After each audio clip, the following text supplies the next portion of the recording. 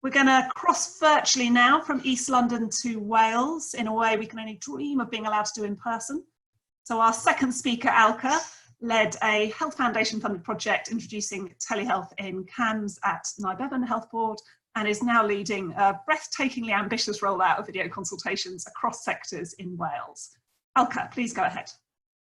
Thanks, Penny. Can everybody hear me? We can hear you loud and clear. Yeah. As Penny's mentioned, I'm talking about Wales, and you must have guessed I'm a big Gavin and Stacey fan, so it's what's occurring in Wales. Can I have the next slide, please? The National Video Consultation Service came along by the funding from Welsh Government, and we've been on a roller coaster since beginning of March. I'm a child psychiatrist by background, but have been seconded to the National Service as part of the COVID response to support the rollout of video consultation across Wales. This aligns with the Welsh Government policy of Healthier Wales, which is bringing care closer to home. And from the Welsh Government point of view, it was making sure that video consultations could be delivered in a safe and secure manner to patients across Wales. We've chosen Attend Anywhere as the platform, and some of the advantages Shanti's already highlighted. Having used Attend Anywhere as part of the Kuch project, we were familiar with the way it works. Kuch was used as an exemplar by Welsh Government based on the learning and the experience we had. Kuch means hug in Welsh, and it means connecting with telehealth communities and healthcare. This was a project we were offering in our child and adolescent mental health services by means of giving video consultation option to our young people who were admitted to the pediatric ward following self-harm or eating disorders, but soon rolled out into the community. Tech Cymru, which is technology-enabled care, and Cymru is Wales, is the team that I work with. It's an amazing team, and the amount we've achieved in 8 weeks is phenomenal, and probably give a taste of that in the next few slides. Next slide, please. I'll try and capture where all we've been working and rolling out the program. Next, please.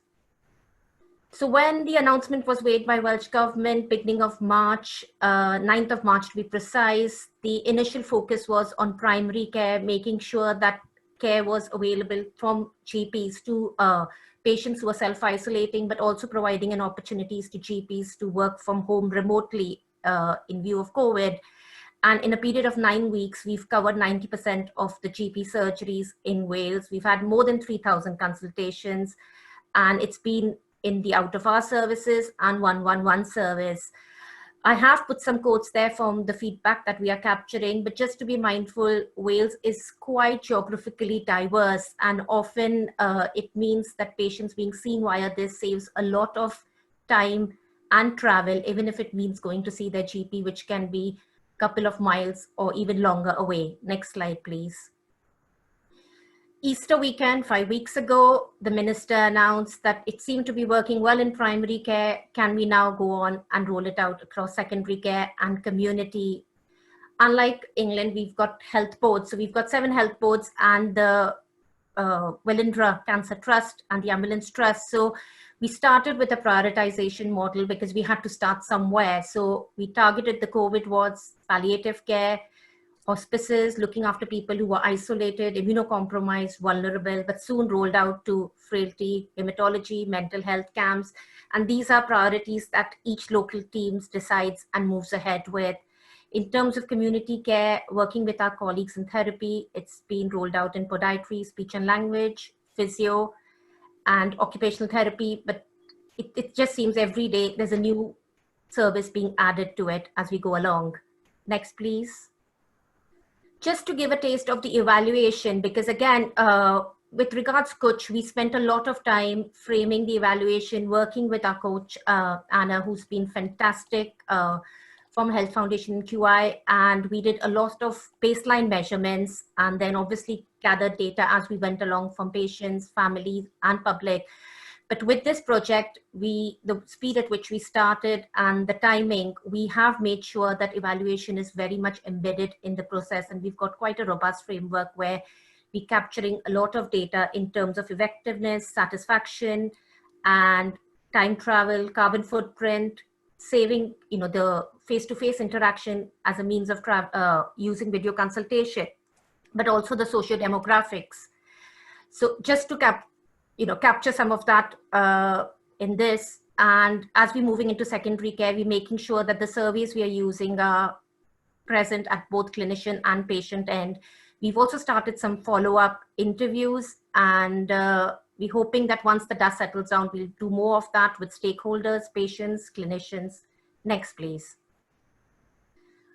We were very mindful right from the beginning that care homes, where some of our most vulnerable and high-risk isolated individuals would not be neglected. So we've been in partnership with Digital Communities Wales, which is a third sector charity organization, the remit of which has always been about training and equipping care homes with the right hardware and Wi-Fi connectivity if required, even with some data packages. And this has been, again, done at quite a rapid pace to enable some of the virtual ward rounds, which are now taking place by GPs who have had an opportunity to cast their eye over some of the elderly and make sure that that support is available. We are now working with the All Wales Care Home Digital Kuch project. Kuch seems to be a popular terminology, you must have guessed, in Wales. And this is again supporting the care home managers and developing peer support and looking at what needs can be identified in terms of how we sustain this work long term. Next, please.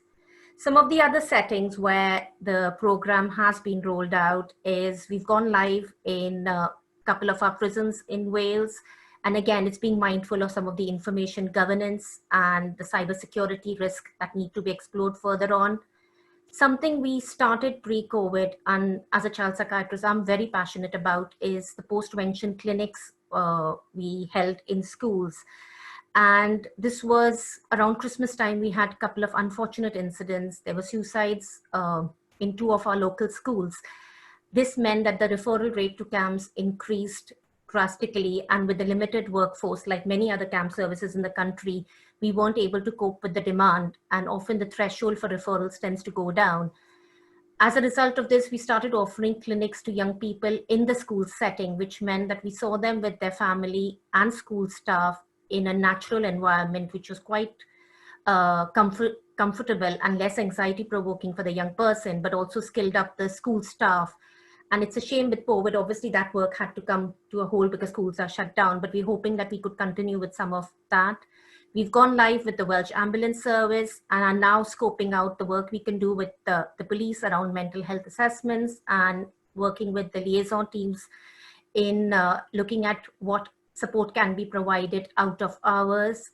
We've had a very positive meeting this week with dentistry, and we're hoping to go live next week with a couple of pilots with the NHS dental practices. And I've got a meeting this afternoon with optometry, hoping to go live soon with that. And the next is pharmacies. So it seems to be something new every day.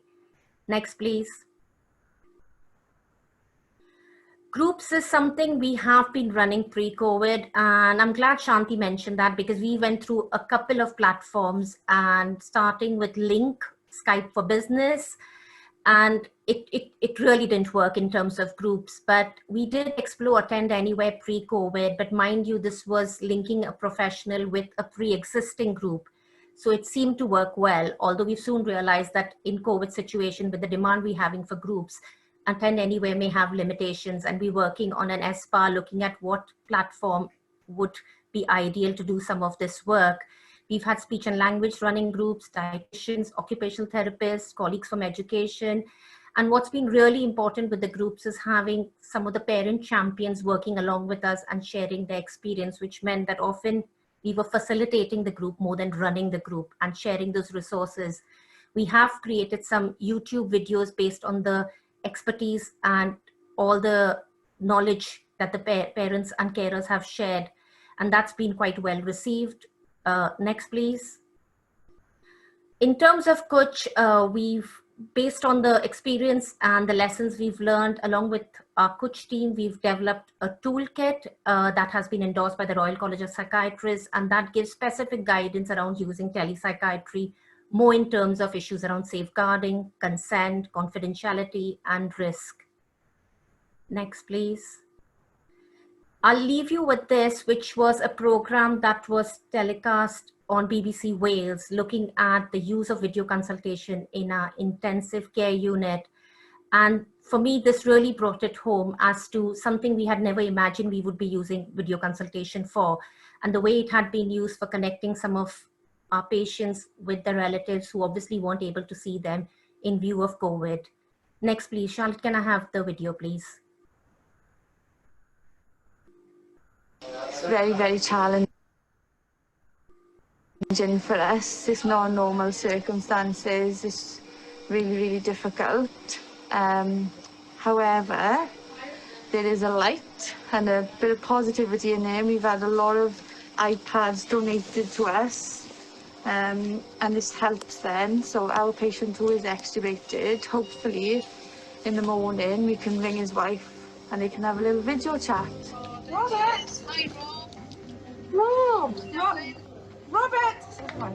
Robert, your wife's on the phone! Rob, Carol's there. He looks peaceful. He is. Can you hear? Oh, I love you. I love you. So I'll explain to you now the things that he's got, so you know what all of the bits of support are and the bits of kit. So that tube there goes into his neck, and it's called a tracheostomy, and that helps with his breathing.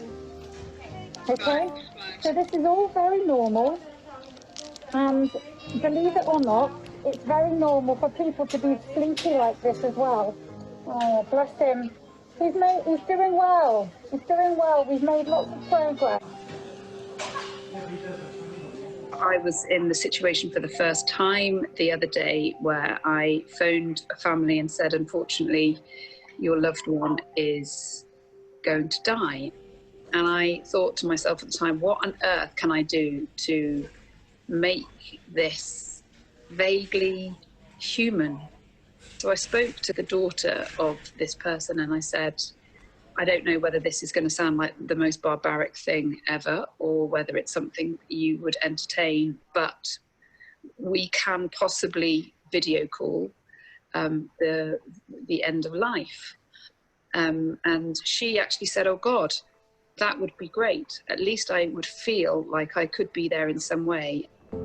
So we prepared everything and we made contact via video conferencing, and she saw the face of her parent and she said what she wanted to say, what a fantastic parent they'd been, and all the things she wanted to say to him but wouldn't be in a position to. And when she'd said what she wanted to say, we turned off the various vasopressor agents, etc., and amended the alarm settings so that the buzzers didn't keep going off to interrupt the end of life experience. And it was very much like it would have been had she been. Thanks, Charlotte. Last slide. Thank you very much. And I must emphasize, I've got an amazing team, and some of the work we've done, we wouldn't be able to do it without them. So thank you very much.